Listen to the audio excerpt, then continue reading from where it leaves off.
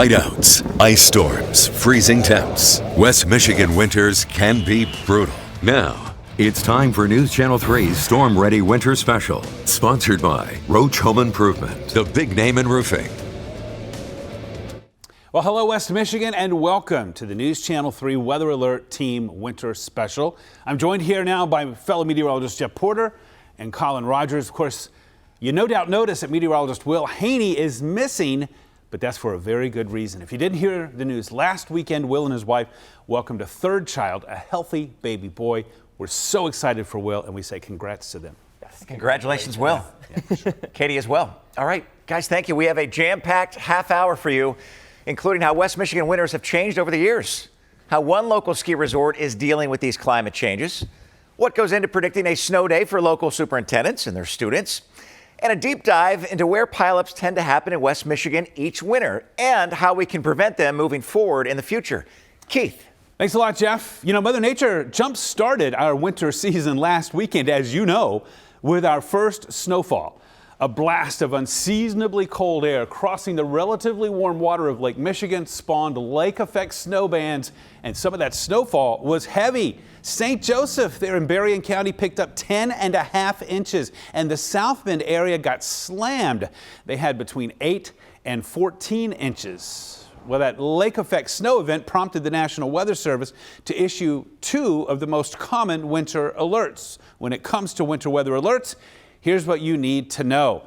A winter weather watch, for example, of course, is issued whenever there is a possibility of some strong storms. When conditions to be impactful, that could be accumulating snow, as you can see there. A warning is significant winter precipitation occurring, or if it's imminent. And here's more on those winter weather alerts. A winter weather advisory is issued whenever there is impactful weather, but snow less than 6 inches. There could be impactful ice or sleet. A winter storm warning means take action, because that means that there's going to be 6 inches or more of snowfall and or significant sleet.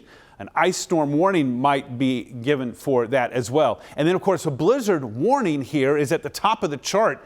And that means that blizzard conditions are expected. That's 35-mile-per-hour winds, and then also visibility below 1/4 mile for at least 3 straight hours. And it's important to note that the blizzard warning doesn't necessarily mean a lot of snow coming from the sky. Blowing snow could be coming up from the ground as well, and that could cause a problem as well. There are also a few newer changes to cold weather alerts. The wind chill based watch advisory and warning have been replaced by a cold weather advisory for chills at least -15 degrees for at least 3 hours, and the extreme cold warning for wind chills at least -25 for at least 3 hours, and an extreme cold watch when extreme cold is possible.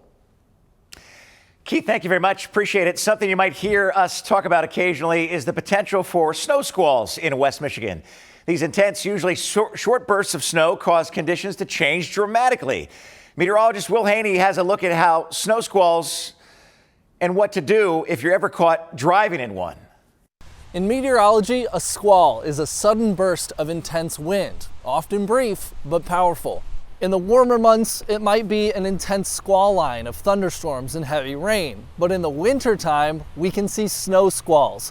These bursts of snow and wind can turn a seemingly quiet day into a whiteout. We saw a classic snow squall event move into West Michigan last December. This one happening after dark, along the leading edge of Arctic air as it pushed into the region.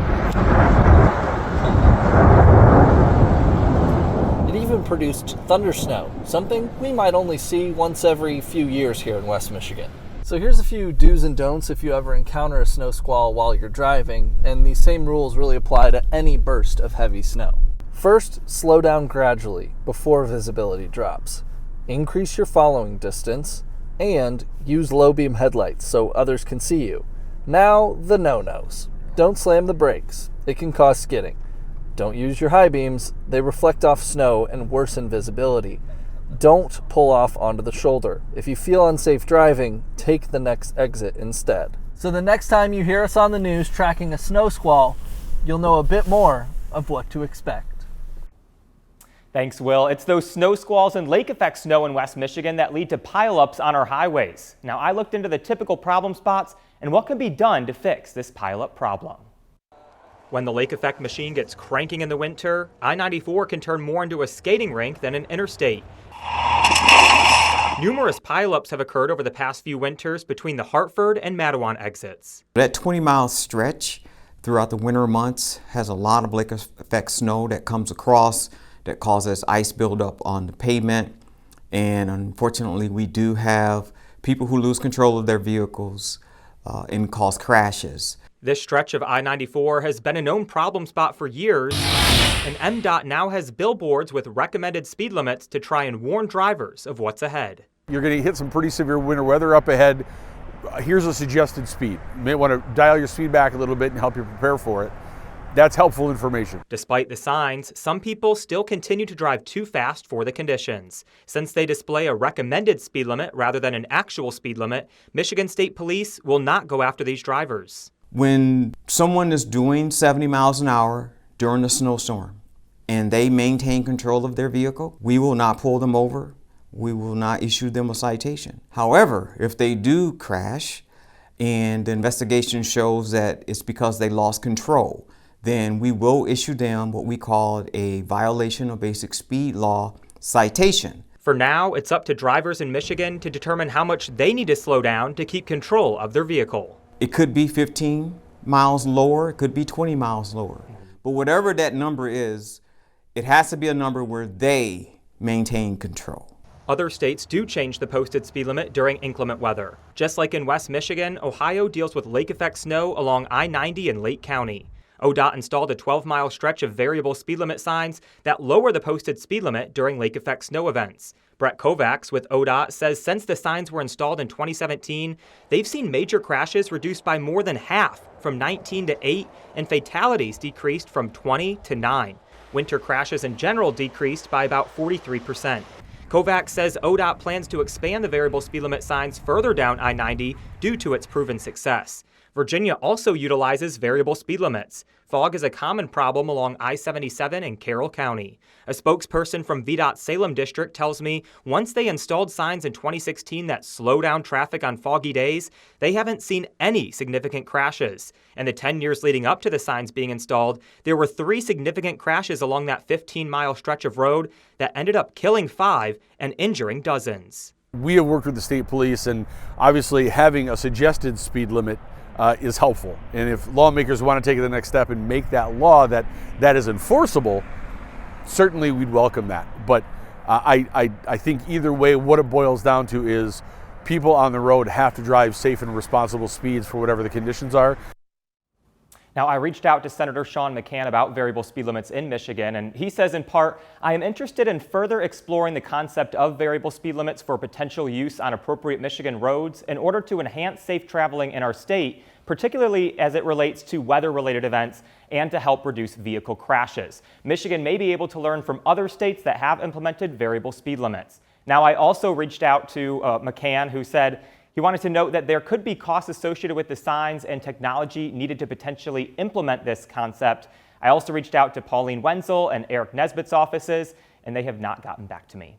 Keith? Thanks a lot, Colin. Well, according to the National Oceanic and Atmospheric Administration, NOAA, there is no doubt that global temperatures are warming. In fact, NOAA scientists say that the 10 hottest years on record Earth-wide all occurred in the last decade.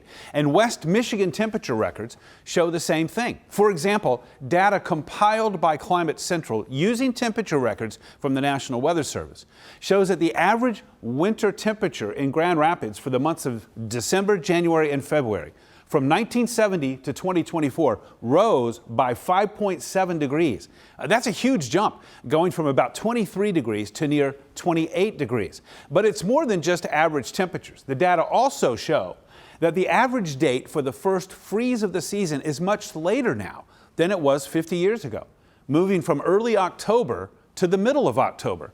And the number of nights that have had below freezing temperatures has declined by nearly 20% in that same time period, from 150 to 124. And the data shows that of the 4 seasons, winter in West Michigan has been affected the most. Though average temperatures are up for all 4 seasons over the last 50 years, the change is much greater for winter than for spring, summer, and fall. You see winter is the blue bar there. And one final note, while you might think that the warmer trending temperatures means that snowfall is down, the numbers don't necessarily support that. And though average snowfall has been a bit below average over the last 10 years, it was above average for the 2 decades before that. Jeff? Keith, appreciate the breakdown. Thank you very much. Coming up, it's what the kids and parents all want to know in the winter months. Will there be a snow day? Meteorologist Will Haney has a look at what goes into predicting those coveted snow days. Now, before we go to break, it's time for everyone's favorite West Michigan winter trivia. Here is our first question. What is the highest single-day snow total in Kalamazoo? Here are your choices. 15 inches, 23 inches, 18 inches, or 13 inches. The answer when we come back.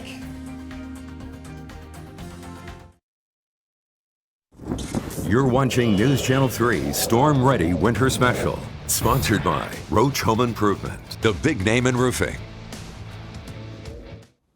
Well, before the break, we asked what the highest single-day snow total was in Kalamazoo, and the answer is 18 inches back on January 26, 1978, happening, of course, during the famous blizzard that year. Battle Creek, on the other hand, saw just over 21 inches in just one calendar day during the blizzard of 1967, ironically, on that same date. Now, when it comes to winter precipitation, it's not just the temperature at the surface that matters, it's also the temperature thousands of feet above the ground as well. So when our column of air is above freezing from the cloud all the way down to the surface, we get, well, just plain old rain.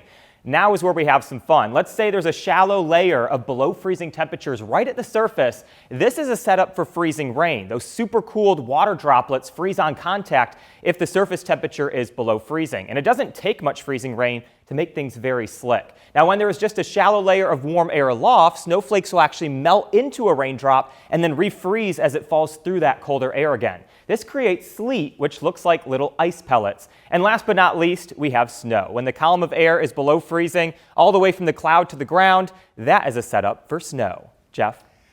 Colin, thank you very much. Every ski resort in the Mitten, the Great Lakes, and the United States for that matter, are trying to manage warmer winters with generally less snowfall. I walked the slopes of Bittersweet Ski Resort and even climbed one of their ski lifts to find some answers. You got Sweet Express there, you said Sequoia, and then one of these actually had to be moved, or was moved in the last year, right? It's been 3 years now. Okay. So we did a big move. We moved the Sweet Express, we moved Torch Air 2 out, put the new Sky Track in. Let's talk about the snow guns, because it looks like you've got some new ones, many new ones, and this is your business right here, right? Yeah, absolutely. So changed some up. We used to run tower guns up here, just blowing too much snow in areas we didn't want it. Mm-hmm. And when it gets, let's say, down in the teens or even colder, then that's when you start opening banks and turning more nozzles on, and the pile would just accumulate. Shooting them downhill or uphill depending on the wind. And then, yes, obviously they can go across. If you're in the gator, how long does it take you to get from top to bottom? Oh, just a couple minutes. Yeah. Speaking of top to bottom, it's time to climb the Sweet Express chairlift for some of the best views over Bittersweet Ski Resort. You know I'm not a heights guy. I'm not a heights guy. Can't help Mother Nature. Yeah. Wind changes. Sure. So guys get snow on the towers, on the cable. Sometimes we do have to get up here and get that ice and snow off here. And it takes a certain special person to be able to do that. Yes, right? Different breed of person to be able to climb towers. How do you deal with winters that aren't the same that they were 10 years ago or 15 years ago? Yeah, it's obvious things are changing. I mean, times are changing. We're not getting the temperatures we've been getting. We're not getting the snow amounts that we've got in the past. So how we deal with that is obviously hope for the best, but build snow guns. We get our snow guns. We build them every year. Cody says as long as temperatures comply, 28 degrees or colder, they can handle a lack of real snow by making their own snow. They build more snow guns every year, even if they think they already have enough. Cody, this is amazing. This is the best view on the property, right? Yeah, absolutely. Between here and the snow flyer, I don't know which one's better. What are other sources of potential revenue or income that we can explore if it's, we warm a degree over the next 3, 4, 5 years. Maybe it's 2 degrees by 10 years, you know? Like, every resort, I think, is thinking about what is this new world going to look like? Yeah, absolutely. I think that's in everybody's mind, but it's just something I don't think we can control. You just roll with it and hope for the best. And anyone who skis knows it can be really windy at the top and not nearly as windy down by the lodge. On the day we visited, that was totally the case. Now, Cody says they have 200 snow guns layered across the resort and an intention to build more snow guns every season. He knows they can't control the weather in the future, but that is one aspect they have control over. Shout out to Cody Smith, general manager of Bittersweet Ski Resort, and to my photographer, Patrick Hagan. Keith. Thanks a lot, Jeff. And you know what? I'm wishing for a nice snowy season so that they can have some good revenue out there. You know, with the days ahead of winter weather, we're often asked, of course, about the likelihood of a snow day. It's what everybody wants to know. It's a subject most meteorologists actually try to avoid, as we're not the ones involved with those decisions. Plus, snow day criteria can vary quite a bit from one district to the next. But one retired teacher in Battle Creek has found her niche in predicting school closings, and as it turns out, she's pretty good at it. Here's meteorologist Will Haney with her story. Meet Janet Radford. She's behind the Facebook group Stormy Wonders Weather for Teachers in Kalamazoo. Janet, would you prefer me call you Janet or Stormy Wonder?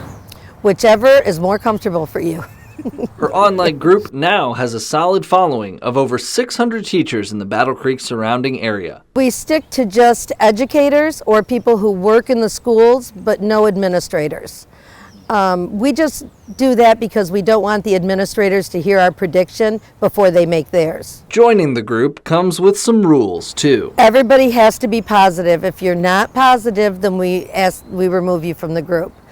And the other thing is always wish for a snow day. What does your shirt say? Snow day supporter. So that's the second rule. That's the second rule. You always have to wish and support a snow day. On the other end of that wish, a sometimes stressful decision for school administrators. You'd please some people and you'd alienate a bunch of others. So it was a no-win situation no matter what you did. Mark Belang retired as superintendent of Portage Public Schools at the end of last school year. There's no rubric that you use that's the same for any one school district.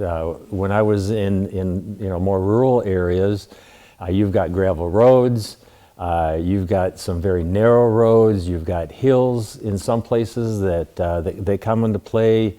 Gravel roads in particular are really, especially during the freeze-thaw cycle, they get muddy or they freeze over and get very slippery. Snow and ice aren't the only things that can get school called off. Extreme cold is another safety concern for students. A wind chill around 20 below zero is the threshold for most Michigan districts. Belang tells me he won't miss stressing over whether or not to call a snow day, but he will miss the back and forth with students and staff leading up to a bigger storm. The students would get a hold of my phone number, and I'd get texts at night, the night before, about how much they deserved a day off, and we've been weeks without a snow day, it's time for one. So those are kind of fun. It was fun to banter with the kids back and forth. Well, public schools in Michigan are allowed up to 6 forgiven days per year, which are for things like snow, extreme cold, or even illness. An additional 3 days can sometimes be granted by the state education superintendent in longer duration closing situations. As schools that exceed their limit have to make up lost time by adding days to the end of the school year, shortening breaks, or even adding minutes to existing days. Colin? Thanks, Keith. Coming up, the moment everyone has been waiting for, our 2025-2026 winter prediction for West Michigan. But first, another winter weather trivia question. According to weather records from the National Weather Service, in the last 120 years, how many times has Grand Rapids recorded triple-digit snowfall in the season? Is it 7 winters, 9 winters, 12 winters, or 15 winters? The answer when we come back.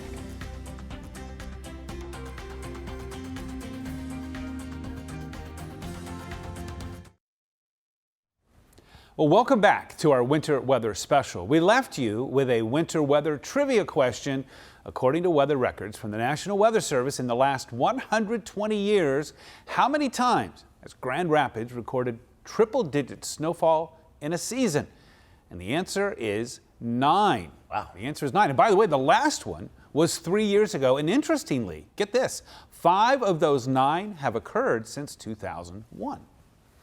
Well, you can't have a seasonal forecast without considering whether we'll have an El Nino, a La Nina, or whether neither will be in play, considered to be neutral.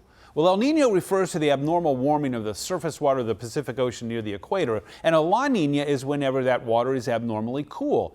And the cooler or warmer water than average temperatures that alters the jet stream, which affects weather patterns around the world, including right here in West Michigan. Now, experts at the U.S. Climate Prediction Center expect a weak La Nina to be in force this winter. And so as forecasters, we try to look for a pattern of winter weather that correlates to a weak La Nina. That's the basis of the forecast. Totally makes sense. Thank you, Keith. Every fall, the National Oceanic and Atmospheric Administration, NOAA, releases their winter outlook for the United States. Their outlook includes the 3-month time frame of December, January, and February. As far as temperatures go, West Michigan and the Mitten reside in the equal chances category. That is, equal chances of being colder than normal or warmer than normal. Still, the Western Great Lakes and Northern Plains are projected to be colder than normal. That's not that far away from us. As far as precipitation goes, the southern half of the Lower Peninsula is projected to have above normal precipitation, which could come in the form of system snow, lake effect snow, or even rain. Colin. Jeff, thank you. Now, this winter, we are favored to be in a weak La Nina before transitioning to neutral late winter. When preparing the winter forecast, we look at previous years with a similar setup. So our first example is the winter of 2005 and 2006. That winter, we saw below average snowfall with a little over 45 inches. It was a very snowy December, though, with 23 inches measured in Kalamazoo. And the next example is the winter of 2008 and 2009. That winter, we saw above average snowfall with nearly 74 inches. Once again, December, a very snowy month with over 27 inches of snow falling, but January also a very active month in 2009. And the third example is the winter of 2017 and 2018. That winter, we saw near average snowfall with 67 inches in Kalamazoo. Now, December, once again, a very active month with 27 inches of snow falling. February that year was also a very snowy month with over 23 inches of snow. So with all of that being said, we are expecting near average snowfall this season. That'll put us between 60 and 68 inches of snow in Kalamazoo. In all 3 of our analog years, we saw a snowy December, so be prepared for a busy start to the season. And a big reason for those higher December numbers is likely due to the lake effect snow, which is more prevalent at the start of the season. Now, with Lake Michigan's water temperature still about 5 degrees above average for this time of year, we think there's a good chance the lake effect machine will be pretty active this December. So I also want to say, you know, in the last decade, the last 10 years, we haven't seen a winter with over 68 inches of snow. So that's just an interesting stat to kind of point out. Maybe we're due. Yeah. You could always say that we're due. And the other thing is, it seems so tough to keep snow on the ground for, you know, a long duration. We get snow and then we melt. We get snow and then we melt and so forth. I like the argument, though, that we're due. You know, I know it's not very scientific. Right. I agree with that. It's not scientific, but sometime we're going to have a big whopper of a snowfall. Sure. You know, it's been a long time. It's been more than 10 years since we've had one of those triple-digit snowfalls. And if you want to say that they typically come along every 8, 9, 10 years, we might be due for one of those as well. That 2013, 2014 winter was just absolutely out of control. It was out of control. That was called the polar vortex winter, if you remember. Right. Yeah. Relentless cold, relentless snow. I just don't want ice. That's all. I'll take the snow. Just please, no ice storm. 100%. I'm right there with you. Yeah. Well, it looks like we're out of time, and we want to thank all of you for watching our winter weather special. And a special thanks for depending on us to keep you informed in our winters, our most active and challenging season. Our pledge is to keep you informed to help keep you safe.